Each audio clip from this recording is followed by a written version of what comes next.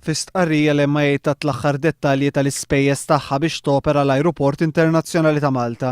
Hija qalet li l-ħlasijiet tal-ajruport ilhom l-istess sa mis-sena 2006 u b'kollox jammontaw għal medja ta' kważi 20 euro fuq kull passiġġier illi jitlaq minn Malta. Hija qalet li l-ħlasijiet tagħhom jinqasmu bejn dawn fissi u oħrajn li jvarjaw. Dawk il-ħlasijiet li huma fissi huma fost l-irħas fl-Ewropa, filwaqt li dawk li jvarjaw dawn jiddependu minn kemm jiġu passiġġiera Malta. Li jfisser li l-Air Malta tħallas mal-20 miljun euro kull sena li skont l-MIA f'avviż li der il-ħadd li għadda 16 miljun euro minnhom qed tiġborhom direttament mingħand il-konsumatur.